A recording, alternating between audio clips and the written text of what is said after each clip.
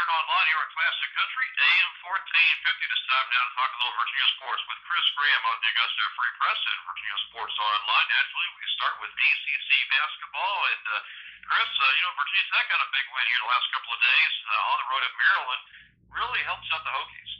Yes, it does, and it was impressive the way they did it. Of course, on the road against a team in Maryland that had been playing really well lately. They'd lost their two big games that they'd been playing well in against former number one Duke and then another top 10 team in Villanova. But Maryland seemed like they were ready to turn the corner with those games, and Virginia Tech dominated them at Comcast Center. And the way Tech got to a big double-digit lead early, I think it was 12-0 to start the game, and really maintained a healthy margin throughout. They kept down the big scorer for Maryland, the Williams kid inside. He had, limited touches in the first half, only 3 points on 3 shots. He struggled to get to double figures as the game went on, seemed to be pressing things a bit. And, that Hokies zone defense seemed to surprise Maryland. And meanwhile, Maryland's guards were exposed. I think the 5 guards combined were 12 for 34 from the field, and so the Hokies play tough defense and seemed to score pretty easily. Eric Green, the guy who he had a 14-point first half, 24 points for the game, career high. He ends up being the ACC Player of the Week for his performance there in the game against Longwood as well. Malcolm Delaney and Josh Allen also having big games. So big win for the Hokies, and they seem to be rolling now. Since that loss to Virginia, they've only lost once in the last 6 weeks, and the Hokies looking pretty good right now. Oh, they have to keep it up because, as we were talking, I think last week on the show, once you get beyond Duke, it's really a dog-eat-dog world in the ACC for the conference teams who are trying to maybe potentially get at large bids in case they don't win the conference tournament. Oh yeah, it's still a league that will struggle to get 2, 3, 4 teams into the tournament this year because of the non-conference troubles that teams had across the board, except for Duke. But that said, you still have that opportunity. Duke has been slain once now. That loss at Florida State, proving that they're vulnerable. And really not even just that, but the home struggles they had against Virginia a few days after that Florida State loss shows that Duke is a team that can lose some games this year in the ACC. And you want to be, of course, one of those teams that can get one of those wins, whether it be at Duke, which would be just monumental for any of those teams. That would be the tournament resume topper right there, but even a win at home. So, but you have to also be in a position to do something with that win. You can't beat Duke and struggle out of conference and be 9-7 or 10-6 in the conference and expect to be an automatic, non-automatic, so to speak. So you have to put yourself in a position. So certainly Tech has done what they needed to do so far to put themselves in a position.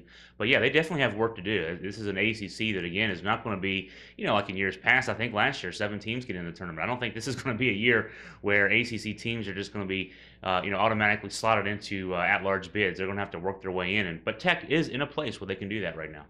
Cavaliers got a big win over the weekend, too. How about UVA's chances down the stretch? Well, up and down.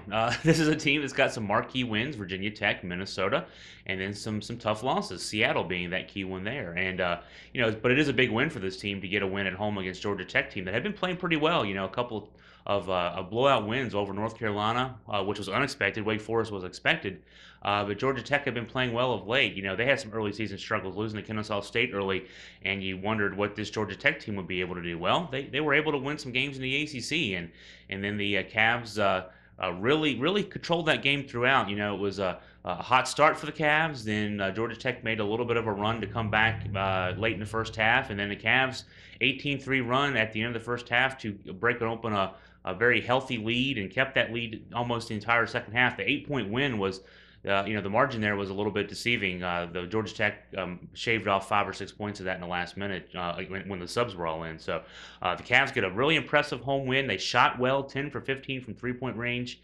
50% from the floor overall for the game, and they seem to be, getting used to the fact that Mike Scott's not going to be there anymore. They don't have that post presence, and they're playing 4-guard lineups against ACC teams and doing well. And for the most part this year, they'll be able to do well with a 4-guard lineup. Most ACC teams don't have a big inside presence, and if they can keep Hassan Sin out of foul trouble, and he's your 5th guy, he's your number 5, he's your one guy in the post, so to speak, and he can play defense and set some picks and score a couple of baskets for you, you might do well. So we'll see now. The team that is in the ACC that's going to be the tough test there will be Maryland. That comes up Thursday night. Maryland with that Williams kid who is just a tough guy inside, 18 points a game and can rebound like crazy, double-double guy on a number of nights this season. You'd love to have Mike Scott going up against him to challenge him see if maybe Virginia borrows a little bit from the Virginia Tech playbook and plays some zone against him so that they keep the ball out of his hands.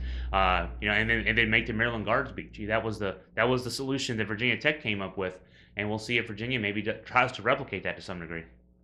I think last week on the show I mentioned what a great season JMU's having, and boy, I think they hit a losing streak right soon afterwards. Yeah, we jinxed them last week, definitely. The loss to George Mason, a tough loss at home, a 2-point loss, and then a 2-point loss to Hofstra last night in overtime, where they had a lead late and couldn't hold it. So, it's hard to get too worked up about losses like that. You're talking about a couple of tough teams there. George Mason, which just seems to have JMU's number for a number of years now.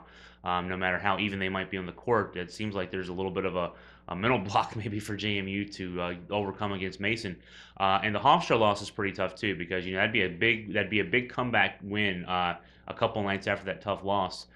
So yeah, they put themselves in a great position. They were getting, as recently as last week when we were talking, they were getting votes in the top 25 polls. And now I think they're maybe a 3-game losing streak because they had lost to ODU before that. So again, on another game, another team, ODU, that's nothing to sneeze at. They lost that one on the road.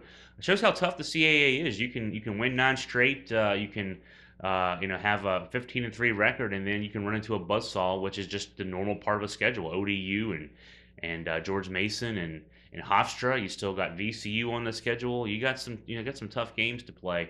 And so it's a tough conference up and down, and that's what we've seen the last few years. This conference has gotten very competitive. Before George Mason got in the Final Four a few years ago, it was starting to get really competitive. That's why George Mason got an at-large bid a few years ago. Controversial at-large bid in that 2006 season, which they rode all the way to the Final Four. It's only gotten tougher since then because the CAA is now known as a pretty tough mid-major.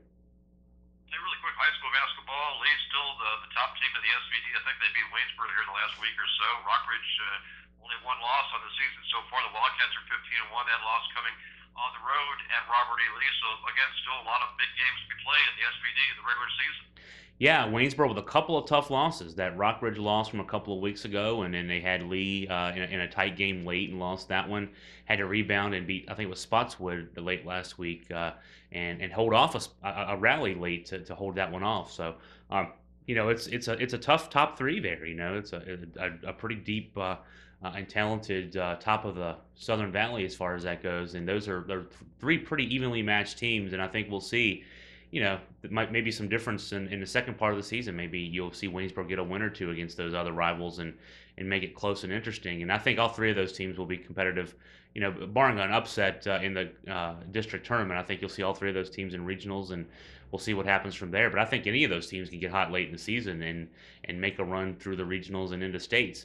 So that's exciting to see as far as that goes. That we'll have 3 teams that should be pretty competitive regionally this year.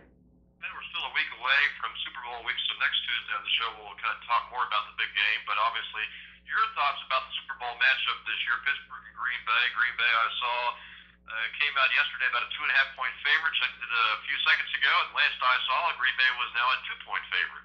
Yeah, a little surprising to see the wild card team, the number 6 seed on one side of the equation, getting to be the favorite going in against a team in Pittsburgh that, for the most part, this season was a top flight team all the way through. They seized the early lead in their division in AFC play. They were the number 2 seed overall, and played home field all the way through. But Green Bay's hot right now. They've had to. Aaron Rodgers said this after the win over Chicago over the weekend, that they've played basically 5 elimination games because they had struggled. They at one point they were 8-3. Then I think they were 8-6 going into the last 2 games. Needed to win both and get some help to get in the playoffs. They won both those games, including a regular season finale win over the Bears that got them in the playoffs. Then they had to go on the road as a number 6 seed and win 3 games on the road to get to the Super Bowl. And so you're saying they're the hot hand right now. They kind of remind people maybe of those New York Giants from a couple of years back that knocked off that previously unbeaten New England Patriots team to win that Super Bowl. That was another team that had to go on the road and win 3 games and get in the Super Bowl and win it. So you're talking about a hot team there. They're not the team that started the season in Green Bay. A lot of injuries that they've had to replace guys with, and that was another thing that Aaron Rodgers was talking about after the game. They're counting on guys now, and guys are delivering that weren't even part of the equation in training camp for this team. So, but they've got, so in a way that there's a blessing there. You're talking about a team that doesn't have a lot of injured guys out there that are having to spit and tape it up and get out there and play some football. they're a pretty healthy team in a lot of respects, and that's rare this time of season. Pittsburgh's got some guys nicked up, and Ben Roethlisberger got dinged up a bit early in that AFC Championship game win over the Jets, and he played his way through. But it's just this time of year. You're going into February here pretty soon for the Super Bowl, so. I actually think that, to me, going in, the favorite still should be the Steelers. They're a team that their defense, I think, will set the tone for the Super Bowl. Their defense and their running game, just as it has worked for them in the playoffs in the last few games of the regular season. A couple of tough wins down the stretch over the Ravens, that kind of grinded out win over the Jets on Sunday. And to me, I look at them as the team that is the team to beat. They got all those guys, the key guys on that team, have won 2 Super Bowls in the last 5 years. Their 3rd Super Bowl appearance in the last 6. And I think that they're the battle-tested team ready to go out there and win some football, win a Super Bowl. But that said, the Packers are young, they're hungry, they're healthy, and they got firepower. That offense can put some points up. What really sneaks up on you this time of the year? We talk a lot about the Super Bowl. We talk a lot about college basketball. Of course, NASCAR season is almost ready to roll, and heck, even college baseball isn't that far away. That's right. I've got my season tickets in the mail. UVA baseball. Already looking ahead to how warm it might be. Hopefully, we'll get an early start to the spring, because my first games in the package are a series with East Carolina in late February, and it's awfully cold to think about sitting out for 3 or 4 hours watching baseball in late February. But that's a good series for UVA to have ECU, a team that's perennially a NCAA tournament team. Last couple of years been in regional play and super regional play. So college baseball is not that far away, and I guess we're within a month now of college baseball getting started, and certainly also within a month of NASCAR. And I was thinking that, we're not, it doesn't seem like we should be getting ready for the spring and summer sports, but we're right there with it. And of course, NASCAR talking about rules changes to its point system. I'm not sure where that is in the equation right now, but I've heard about talk of trying to simplify the point system so that they reward guys for winning races more. We saw last year down the stretch that racers were more concerned about just hanging around the top 10 instead of going for the win, because it was a little safer to try to finish maybe top 5, top 10, top 15, and keep yourself in the points chase than it was to try to go for the win. And of course, the excitement for fans is that the guys are out there dragging for the win, so the checkered flag and everything else. And so we got to see how that goes. See, do they tweak that system this year? They're certainly not going to tweak the chase. The chase, I think, has been very popular, and a very good thing to keep interest in the season year round. And of course, last year's finish, comes down to the top 3 guys in the last race and how they finish in order and that kind of thing. Certainly, the chase is working. It's just a matter of can we get to that point where we encourage them more to go for the checkered flag. And so we'll see how that goes. But in the meantime, racing fans are not too far away from the time trials, I guess, the practice, the guys running around the track, and then those twin 125s, and then the Daytona 500 letting down here in a few weeks as well. So yeah, it doesn't seem like as cold as it is out there. Talking about snow coming here in the next couple of days to the valley, but we're not too far away from spring sports. Okay, Chris, what do we look for in the coming days from both the Augusta Free Press and Virginia Sports Online? Well, we'll keep up with the college basketball scene. We've got a good thing going with we've got all the scores and latest from the CAA, Big South, and ACC. And I'll be over at the UVA Maryland game on Thursday night in Charlottesville. I'll live blog from the game and also report from the scene afterwards. So a little bit of ACC coverage, and of course just keeping up with everything else. Okay, Chris Graham right there talking Virginia Sports here and online on this Tuesday. And we will come back for more of the show here on Classic Country, AM 1450, right after this.